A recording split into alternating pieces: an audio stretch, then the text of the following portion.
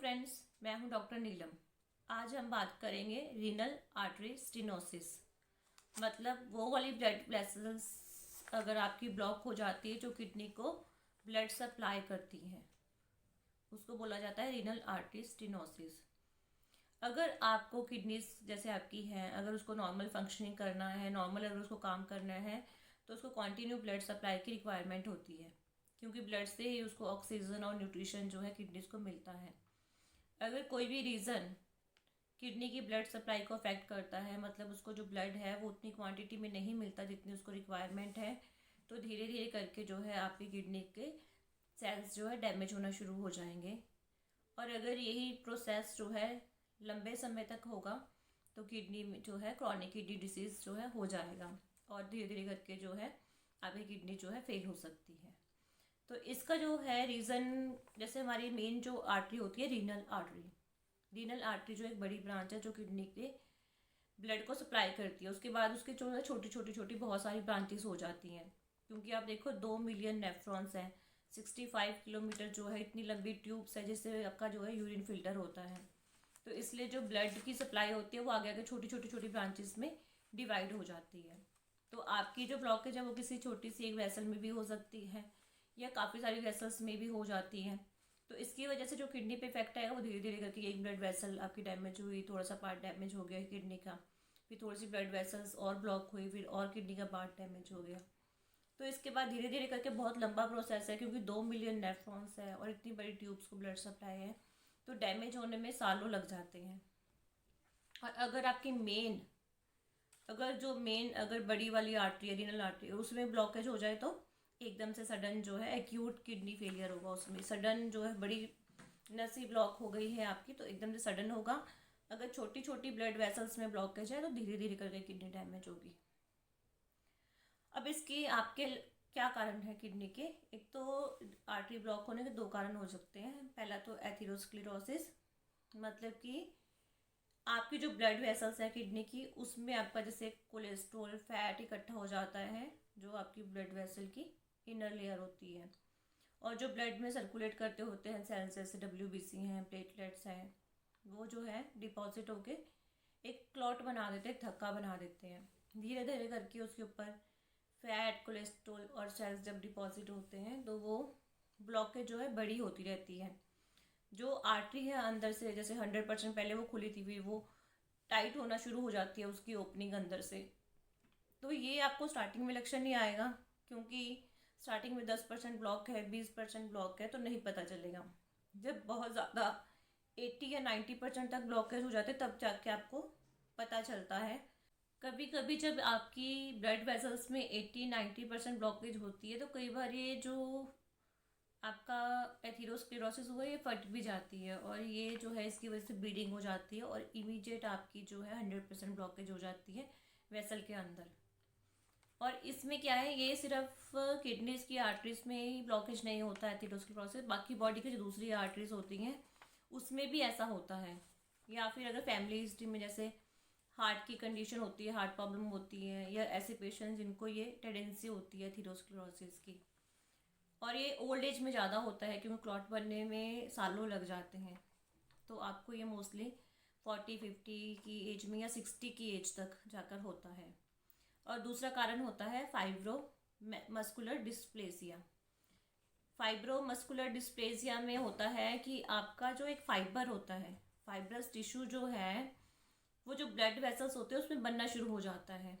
इसकी वजह से क्या होता है कि धीरे धीरे धीरे करके आपकी जो आर्टरीज होती हैं, जो ब्लड वेसल्स होती हैं, वो अपनी नॉर्मल फ्लेक्सिबिलिटी खोकर हार्ड हो जाती हैं।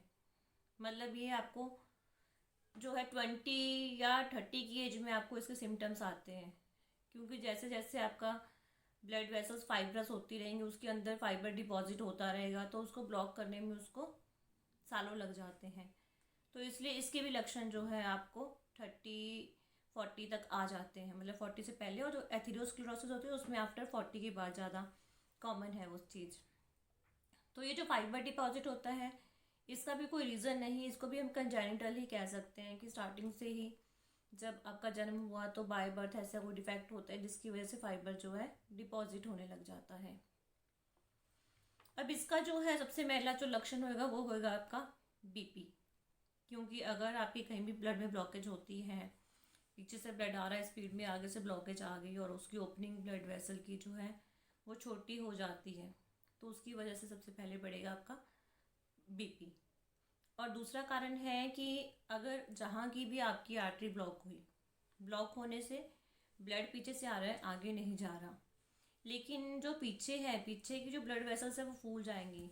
अगर आप कोई भी टेस्ट करवाएंगे, आगे ब्लड वेसल जहाँ ब्लॉकेज है उसके आगे की ब्लड वेसल तो कॉन्ट्रैक्ट होगी, सिकुड़ी हुई होंगी, इकट्ठी हो रखी होंगी, और उसके पीछे की जो है सारी जो है वो फूली हुई डायलेटेड होती है।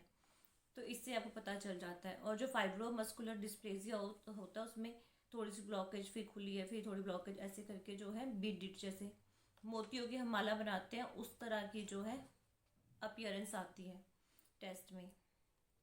अब इसके लिए आप अल्ट्रासाउंड भी करवा सकते हैं, सीटी स्कैन भी करवा सकते हैं, एमआरआई। जो सबसे बेस्ट है वो है डॉपलर अल्ट्रासाउंड, क्योंकि अगर आपकी आर्टरीज में कोई दिक्कत होती है ब्लड वेसल्स में, तो फिर आपको कलर डॉपलर जैसे होता है अल्ट्रासाउंड, वो ज़्यादा बेटर रहेगा।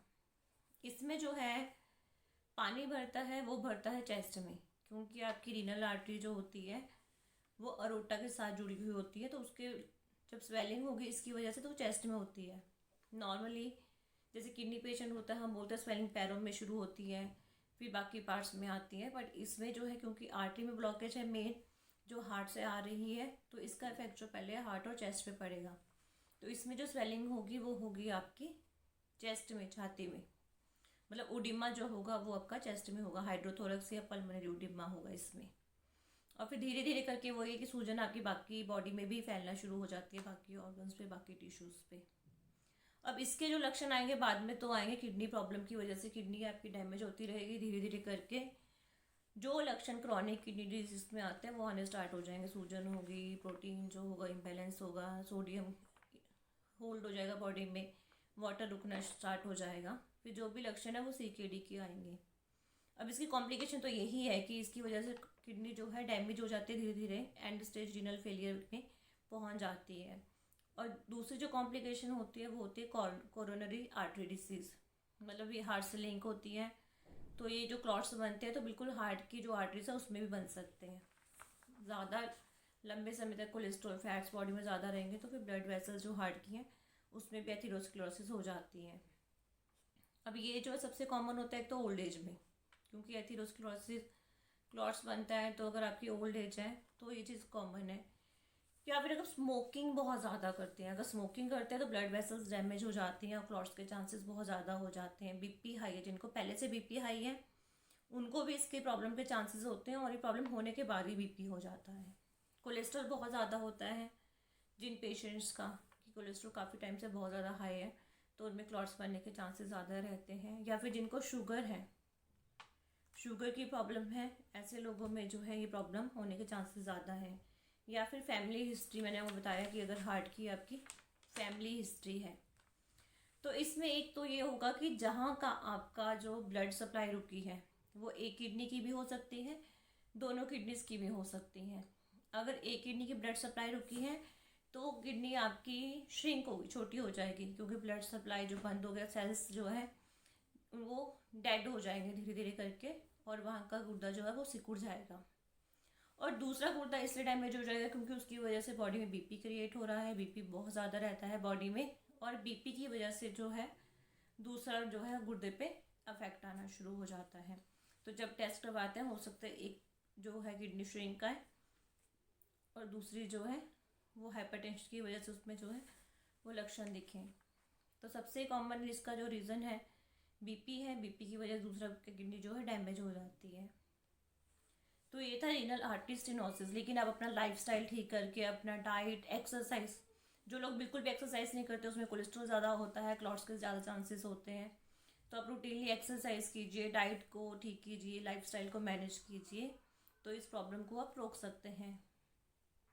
तो ये था आज की वीडियो, रीनल आर्टरी स्टेनोसिस। इसी को ओल्डर एज में, जैसे जो बूढ़े लोग हो जाते हैं, उनको इस्चीमिक नेफ्रोपैथी कहा जाता है। इस्चीमिया मतलब कि जहाँ की आपकी ब्लड सप्लाई रुक जाती है, खून नहीं पहुँचता है जिस सेल्स और टिश्यूज़ में, वो सेल्स और टिश्यूज़ आपके डेड हो चुके हैं। और नेफ्रोपैथी मतलब कोई भी कारण जो किडनी से रिलेटेड हो, किडनी को डैमेज करे। इस्चेमिक नेफ्रोपैथी मतलब ब्लड की सप्लाई ना होने की वजह से आपकी किडनी के सेल्स और टिश्यूज डैमेज हो गए हैं, डेड हो गए हैं, तो इसी को इस्चेमिक नेफ्रोपैथी भी कहा जाता है। तो ये था हमारा रीनल आर्टरी स्टेनोसिस। अगर आपको मेरा वीडियो पसंद आए तो लाइक कीजिए, शेयर कीजिए, सब्सक्राइब कीजिए। नमस्ते।